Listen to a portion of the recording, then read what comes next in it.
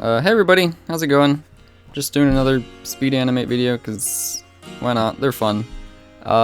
So, what I'm working on right now for this thing is the King of the Hill Reanimated project.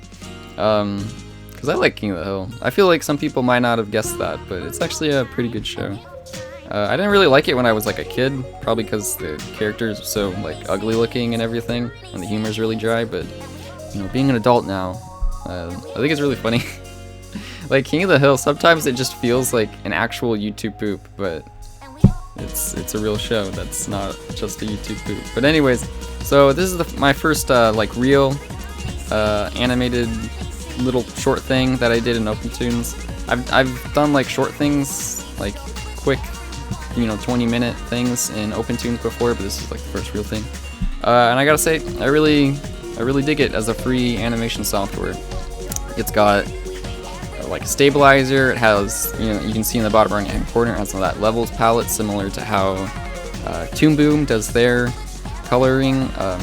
But Adobe Animate doesn't do coloring that way, which is kind of not as professional for actually animating stuff. But I don't know. And OpenToonz also has the option to set your onion skin to outline mode, which Adobe Animate does have. I don't know if Toon Boom has it. Maybe in their premium version. I don't know. They might have it.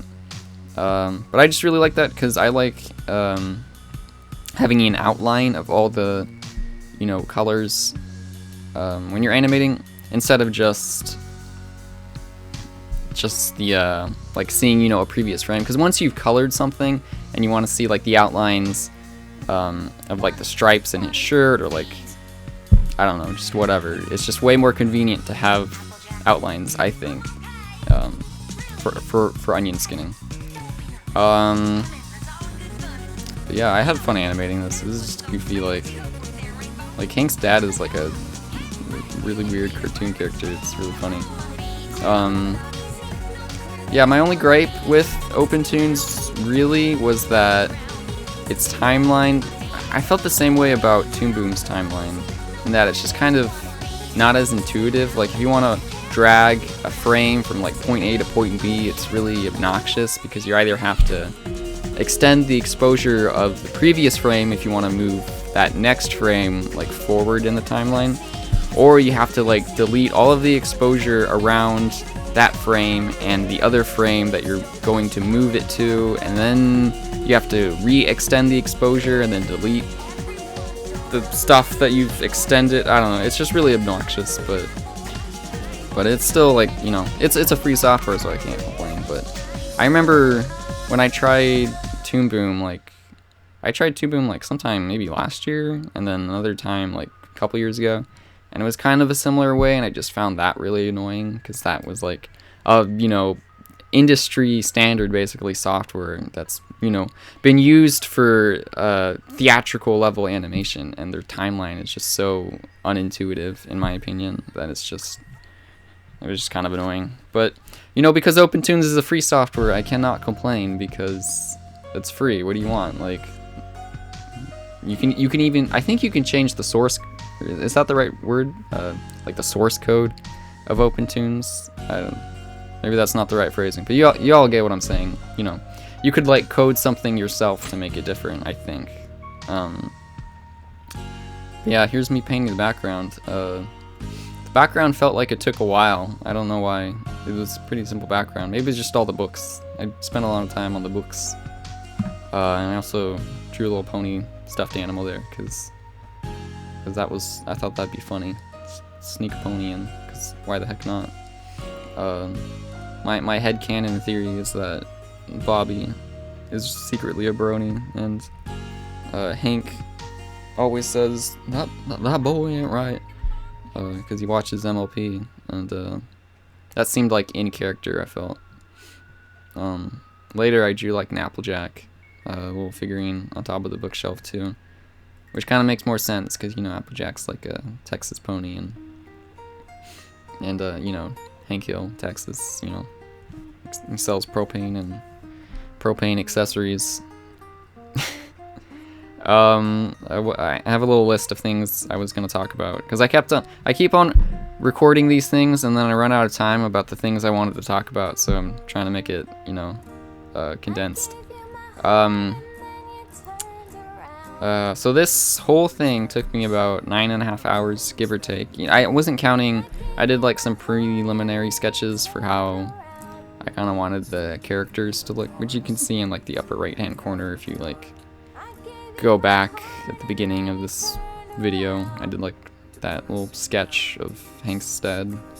Because I wasn't sure how I wanted the people to look. Because, you know, I usually do just draw like the same character but with like different like hair or something. It's all really the same style. But when you're not like drawing in that style, you have to figure out, oh, how do I want it to look? Because, you know, it could look in whatever style and whatnot. So that, I spent a little time just sketching, but basically it was like 9.5 hours, 10 hours. It wasn't that long for 5 seconds of animation. What else can I talk about? So overall, I would give OpenToonz like a B+ or an A- or something, because it's a really, in my opinion, an intuitive software. You know, it has a timeline, you make a frame on the timeline, and then you make another frame, and then you draw, and then you can color with the bucket tool. It's pretty simple. There was a little bit of random stuff that I had to do for setup that either just made things faster, like there's this option, I forget what it was, but there's an option where if you just draw like on the canvas at a different, at like a frame that isn't a frame. I'm not wording this correctly, but it's just to make a new frame without having to click like, you know, F7 in Adobe Animate makes a new blank keyframe, but you don't have to press that button. You just have to like go in that area and then start drawing on that frame number. Like that was just kind of a nice little thing. It was kind of annoying because I had to, you know, search up a bunch of different tutorials to find all these like miscellaneous things that just made the workflow either faster or made it so that I could actually export it. Because, man, I don't understand why exporting something isn't just you go to File, Export, and then you export it to like your desktop or something. But like with OpenToonz, I think to export it as an MP4, I had to like link it to FFmpeg or something. I can't even remember. This was like a month ago. I actually finished this like this whole cartoon like 3 weeks ago, I think. But I was waiting to post this video and post the cartoon 5-second cartoon until after I got back from vacation, because I just got back from like a 12-day vacation, you know, gone forever. I'm so rusty from drawing. But yeah, like once you just like set everything up, just if you know what to set up, I thought OpenToonz was a pretty intuitive software. I was actually kind of thinking of doing like another tutorial for OpenToonz, because I know I did that one for Krita, and I think it did help like a couple people just, you know, to learn how to animate in Krita. I mean, I guess my only gripe was that it was like a 20-minute video, and I feel like a lot of people don't want to sit through 20 minutes just to animate something, but like I feel at least that video was pretty clear, that it was easy to understand. You know, I did it all in like real time, so there wasn't any like distracting editing where you didn't see what I clicked or something. So I was thinking I might do that for OpenToonz, because like I had to, you know, search up a number of different tutorials to find each specific thing that I needed to know to like export it or to set up the timeline in whatever way. So I just thought it might be convenient if I just like gushed all that stuff that I scavenged from other sources and just put it into one video. But I wouldn't want it to be another 20-minute thing, because I feel like 20 minutes is too long. So maybe I would like start to edit stuff, because I'm not really a big fan of, you know, the whole jump cuts thing and having like like bedazzly effects in the background or something. Like really just keep it simple, and that's like what you should do. It's just keep things simple, because then it's simple to understand and it's simple to animate, because that's the whole point, is that you're making a tutorial so someone can learn how to do something quick and fast and easy. So if I were to do a tutorial, that's probably what I would do differently. We're just about done. So here's me messing with the node editor. I think you can actually see when I like pop up my YouTube video to like find out how to do that. Oh, and look, I'm drawing a little Pinkie Pie, and then I draw a little Fluttershy, and then I draw a little Applejack. It's all very fun, all very adorable, I think.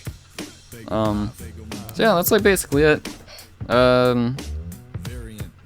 Yeah, I guess I talked about everything I wanted to talk about. Yeah, look, it's like a cartoon, and I made it in a free software, and it was all great. So yeah, thanks everyone for watching and listening, and I'll see y'all some other time in the future. Okay, bye!